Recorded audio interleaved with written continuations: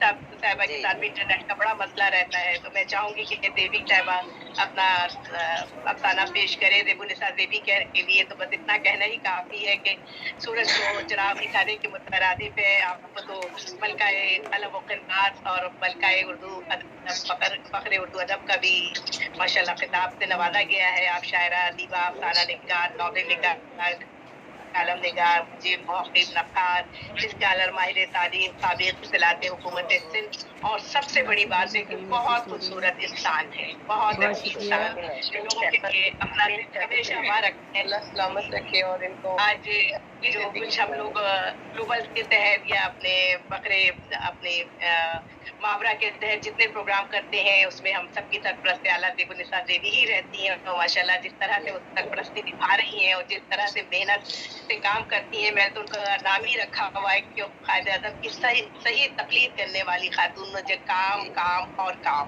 इस खिताब से बहुत शुक्रिया। बेगुनिसा देवी साहिबा ने इस्तिफ़ादा किया है, शायद ही कोई कहता हो। मैं बहुत अदब और इकराम से अपनी बहुत ही प्यारी दोस्त बेगुनिसा देवी साहिबा से मुल्तमिस हूँ कि आप अपना अफ़साना पेश जी, करें और बहुत शुक्रिया। प्रोग्राम के बारे में अपने ख़ुसूसी कलमात से भी नवाज़ें। जी, बहुत शुक्रिया तबस्सुम अलवी साहिबा। और आज नासिर भाई की कमी महसूस हो रही है। जी, मैंने उनको फ़ोन किया है, आ रहे हैं वो थोड़ी देर में। अच्छा, क्योंकि उनको उनकी याद नहीं रहता जी, साले अच्छा अच्छा, साहब बेचारे बीमार हो गए। ओहो! जी, अच्छा, अच्छा, अच्छा, हाँ, नासिर भाई की कमी साले महसूस अच्छा हो साहब रही जो है। है वो हॉस्पिटल गए हुए हैं। जी, अल्लाह जी। रहम करे, अल्लाह ताला खैर करे, अल्लाह उनका ताला उन्हें बीपी सेहत बहुत कामिला अता तभी करे। मैंने उनका मैसेज पढ़ा कि अल्लाह ताला उनको मुकम्मल सेहत आमीन, कामिला अता करे, वरना वो भी माशाअल्लाह बड़ी अच्छी राय आमीन, देती हैं। आमीन। अच्छा, मेरा ख़्याल है सारे लोग अफ़साने पेश कर चुके हैं, सब अपने अफ़साने पेश कर चुके हैं। नासिर शाम डॉक्टर नजमा शाहीन के नाम बिस्मिल्लाहिर्रहमानिर्रहीम अल्लाहु अकबर कबीरा वल्हम्दुलिल्लाह कसीरा व सुभानअल्लाह बुकरतन व असीला। तमाम मोअज़्ज़िज़ शोहरे किराम और शायरात को अमेरिका से तबस्सुम मोहसिन अलवी कई तरह तारीफ से अस्सलाम वालेकुम नजमा आपने शायद नजमा हाँ, कहाँ से ये रिकॉर्डिंग खुल खोलिए, शायद उनकी रिकॉर्डिंग खुल गई है। जी, जी। जी जी शायद नजमा से खुल गई। हाँ, जी जी रिकॉर्डिंग खुल जी गई। चलिए मैं अफ़साना पेश करती हूँ और इसका उन्वान जी है अदा कीजिए। साज़िश। और इस्मत इस्मत अपनी इस्मत अपनी फ़ाइल पर झुकी इंतहाई महवियत से काम में मसरूफ़ थी कि उसे अचानक चूड़ियों की खनक और पायल की झनकार सुनाई दी। वो एकदम चौंकी, दौड़कर खिड़की का पर्दा हटाकर बाहर देखने लगी। उसकी नज़रों के सामने से यकलख्त एक रोशनी सी कौंध गई। वो सांवला सा हुस्न लाफानी चांद की ठंडक की किरण की मानिंद इस्मत की वजूद को महसूस सा कर गया। कमर पर लहराती हुई लंबी चोटी पर मोतिये की कलियों की बहार, 5.5 फीट का कद, भरपूर सरापा, पतली नाजुक सी बल खाती हुई कमर, कौसो कज़ा के रंगों की साड़ी उसकी नाजुक वजूद को बार बार छेड़कर शरारत से हवा में लहराने लगती। खूबसूरत चमकते हुए हाथों पर बहार देती हुई नील पॉलिश के शौख रंग उसकी मखरूती उंगलियों में नगमे की लय और गनायत को और उजागर कर रहे थे। कलाइयों से लिपटे हुए फूलों के गजरे और उनके साथ धनक रंग कांच की चूड़ियाँ, उसका रूप मुजस्सम शेरियत था और वो मुकम्मल गज़ल। इस्मत उन्हीं ख्यालों में गुम थी कि चंद लम्हों बाद शराजी अपने कमरे से खरामा खरामा चलते हुए बाहर आए और मिसेस शराजी के पहलू में बैठकर दफ्तर से बाहर निकल गए। कुदरत भी कभी कभी इंसान को तमाम नेमतों से एक साथ ही नवाज देती है। कुदरत भी कभी कभी इंसान को तमाम नेमतों से एक साथ ही नवाज देती है। क्या जोड़ी थी, इन पर जितना भी रश्क किया जाता कम था। शराजी किसी देश के शहजादे से कम न थे। नासिर भाई म्यूट कर ले, नासिर भाई आप म्यूट कर ले, नासिर हुसैन बुखारी साहब आप म्यूट कर लें अपना, कुछ लेते आना यार। आप म्यूट कर लीजिए। हाँ बस जी ठीक है। मैंने उनको म्यूट कर जी दिया। जी जी। दीदी आप पढ़िए, मैंने म्यूट कर दिया। कुदरत भी कभी कभी इंसान को तमाम नेमतों से एक साथ ही नवाज देती है। क्या जोड़ी थी, उन पर जितना भी रश्क किया जाता कम था। शराजी किसी देश के शहजादे से कम ना थे। वो धीमे धीमे सुरों में जब गुफ्तगू करते तो कायनात गुनगुना उठती। वो शेर व अदब के दिलदादा थे। अक्सर उनके इर्द गिर्द दोस्तों की महफिलें जमी रहती।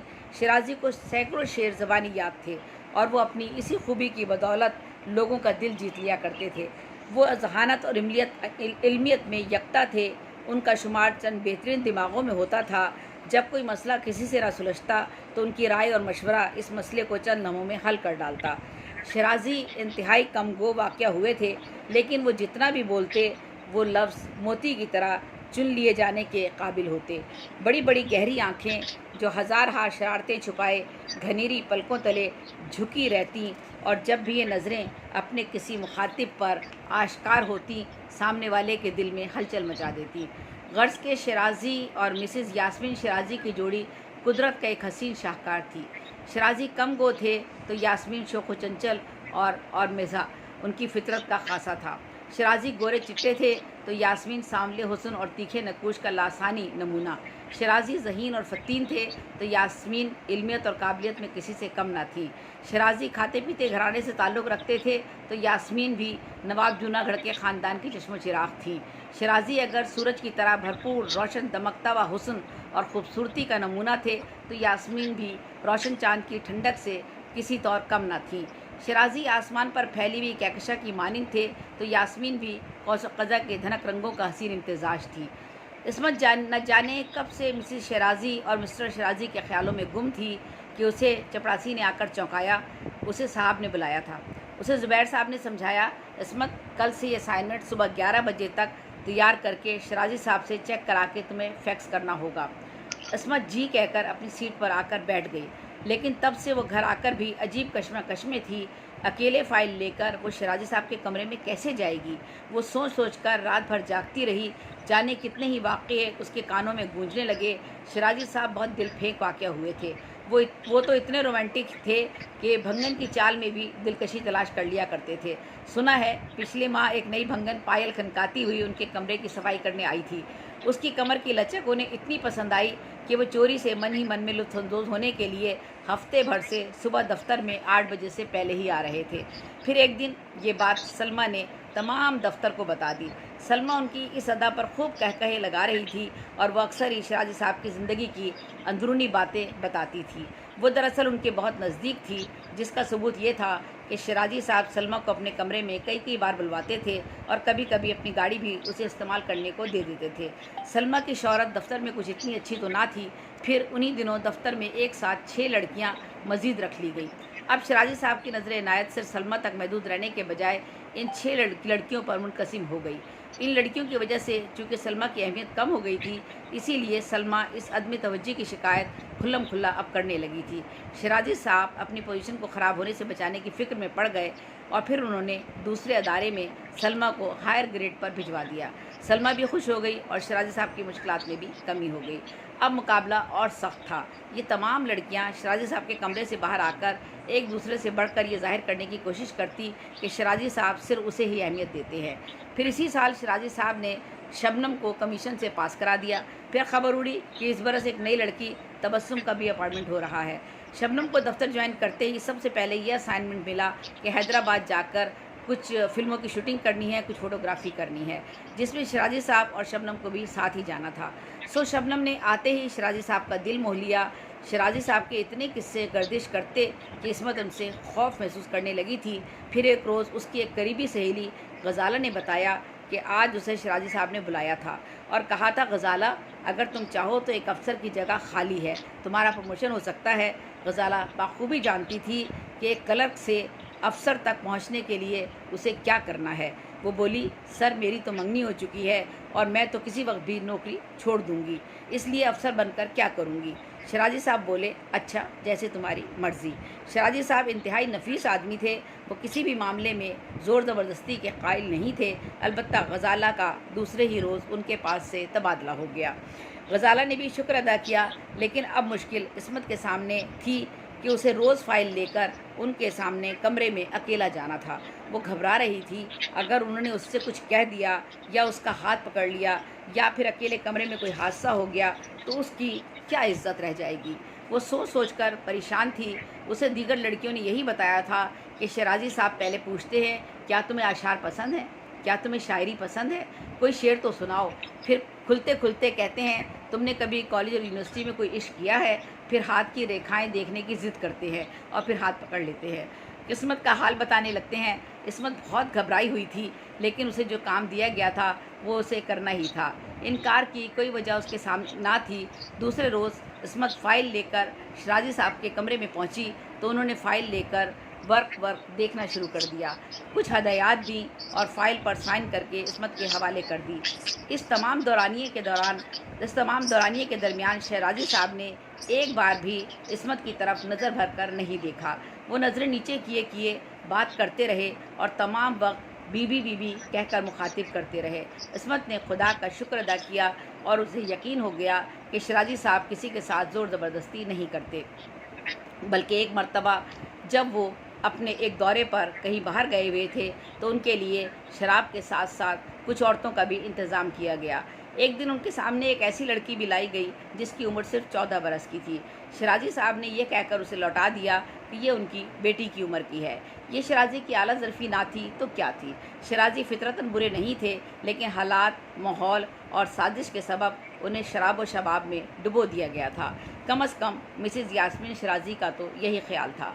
वो शराजी की इस आदत से पूरी तरह वाकिफ़ थी और जब उन्होंने अपनी सी पूरी कोशिश करके देख लिया कि वो ये आदतें तर्क नहीं कर सकते तो उन्होंने घर में एक पोर्शन शराजी और उनके मशागिल के लिए मखसूस कर दिया, जहाँ बच्चों को जाने की ममानियत कर दी गई। शराजी अपनी महफिलें रात गए तक वहीं सजाते। यूँ वो शराब पीकर इधर उधर लुढ़कने के बजाय घर तक महदूद हो गए। यूँ मिसेस शराजी और उनके बच्चों का भरम भी रह गया। मिसेस शराजी ने उन्हें महदूद तो कर लिया था, लेकिन ये गम उनके वजूद में कैंसर बनकर उतरता जा रहा था। फिर सुना कि मिसेस शराजी ने भी शराब पीनी शुरू कर दी है। उनके गुर्दे और जिगर ख़राब हो गया। वो कई मरतबा मुल्क से बाहर इलाज के लिए गईं, लेकिन एक औरत की शिकस्त का जहर उनके वजूद को तबाही से न बचा सका। शराजी के शरीक उनके साथी यास्मीन शराजी की एक एक अदा पर मर मिटने को तैयार रहते थे। वो कहते थे, बाखुदा मिसेस शराजी में वो हुस्न, वो जादू है कि वो हमें एक बार मिल जाए तो उम्र भर किसी और औरत की तमन्ना ना करे।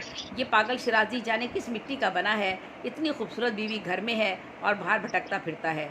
एक साहब ने तो यहाँ तक कह दिया कि शराजी की बेटी और बीवी में से किसी एक का इंतखाब करना हो तो हम बेटी का साफ जगमगाता रंग रूप छोड़कर यास्मीन शराजी के ही जादू भरे हुस्न का इंतखाब करेंगे।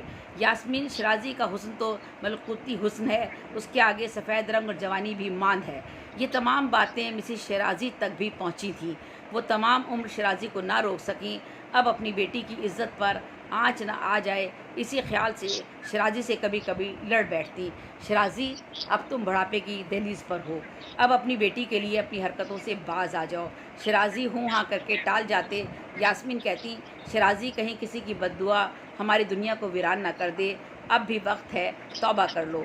मगर शराजी इतने आगे बढ़ चुके थे कि अब पलटना मुमकिन ना था। और फिर एक दिन मालूम हुआ कि मिसेस शराजी बहुत बीमार हैं। उन्हें शराजी इलाज के लिए फ़ौरन लंदन लेकर रवाना हुए, लेकिन शराजी वापसी में खाली हाथ थे। मिसेस शराजी साथ छोड़ चुकी थी। मिसेस शराजी के सीने पर जो खौफनाक सदमा था वो वाकई किसी भी माँ के लिए नाकाबिले बर्दाश्त हो सकता था। मिसेस शराजी की मौत से एक हफ़्ता कबल शराजी के घर में डाका पड़ा और डाकू दौलत के अलावा घर की वो कीमती शय साथ ले गए जिसे शराजी ने सारी ज़िंदगी कभी अहमियत ना दी थी। डाकुओं ने तमाम घर वालों के सामने बारी बारी शराजी की बेटी की इस्मत तार तार करके अपनी ज़मीनों पर रहने वाली हर बेटी, बहू, बहन, बीवी की इस्मत का बदला ले लिया था। मिसेस शराजी की मौत के हफ्ते भर बाद ही नाज़नीन ने भी खुदकुशी कर ली और शराजी ने 40वें के बाद एक और शादी कर ली। जी, इख्तिताम हो गया। जी,